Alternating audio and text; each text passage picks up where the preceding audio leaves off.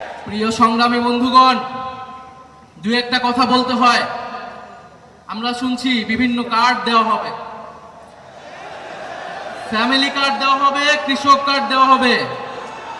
আমরা চাই কার্ড দেওয়া হোক, জনগণ সুবিধা পাক, কিন্তু এই কার্ড জনগণ পর্যন্ত পৌঁছাবে তো? 2000 টাকার কার্ড নিতে 1000 টাকা ঘুষ দেওয়া লাগবে না তো? তাহলে ঘুষ, চাঁদাবাজি সেটা যদি আমরা নির্মূল না করতে পারি, এই সকল সুযোগ সুবিধা কি জনগণের কাছ পর্যন্ত পৌঁছাবে?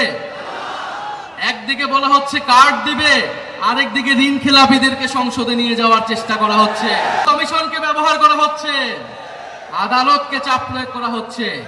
ফলে কেমন দ্বিচারিতা? যদি প্রকৃতপক্ষেই জনগণকে সুবিধা দেওয়ার নিয়ত থাকে, তাহলে কেউ ঋণ খেলাপিকে নমিনেশন দিতে পারে না।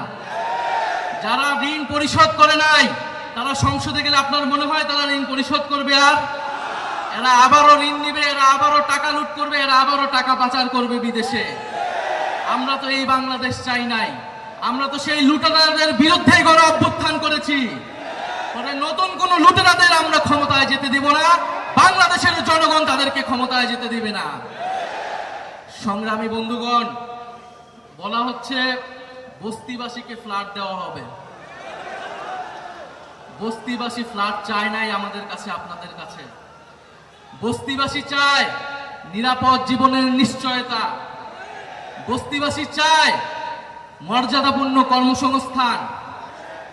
বস্তিবাসীকে ঢাকা শহরে আজ পর্যন্ত যারা ফ্ল্যাট দেওয়ার অঙ্গীকার করেছে, তারা বস্তি উচ্ছেদের পরিকল্পনা করেছে। তারা বস্তিতে আগুন লাগিয়েছে, বলা হয়েছে আপনাদেরকে ফ্ল্যাট দিব, আপনারা বস্তি থেকে উচ্ছেদ হন। আমরা আল্লাহ না করুক হয়তো এই ধরনের কোনো প্ল্যান নাই। জান্নাতের মালিক আল্লাহ, অবশ্যই মহান সৃষ্টিকর্তা, আর ভোটের মালিক জনগণ, ভোটের মালিক নাগরিক।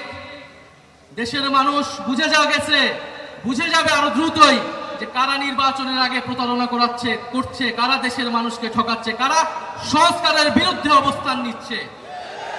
প্রিয় সংগ্রামী বন্ধুগণ, 12ই ফেব্রুয়ারি 10 দলীয় নির্বাচনী ঐক্যের সমর্থিত যার প্রার্থী রয়েছেন, যার যেখানে মার্কা রয়েছে, এই ঢাকা 15 আসনে দাঁড়িপাল্লা, অন্যান্য আসনে শাপলাকলি, রিক্সা সহ 10 দলীয় জোটের যেই মার্কাগুলো রয়েছে, আপনারা তাদেরকে জয়ী করবেন, তাদের সাথে থাকবেন।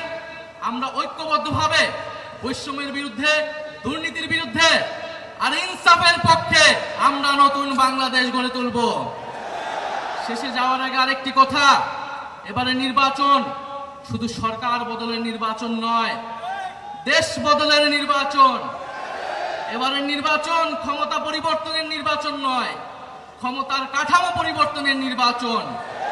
ফলে নির্বাচনের সাথে আরেকটা গণভোটও আছে, এটা অনেক দল ভুলে যায়, কিন্তু আমরা ভুলি না, জনগণও ভুলবে না। ফলে গণভোটে আমরা কি দিব? গণভোটে পরিবারতন্ত্রকে, দুর্নীতিবাজকে, বৈষম্যকে, আধিপত্যকে, গণভোটে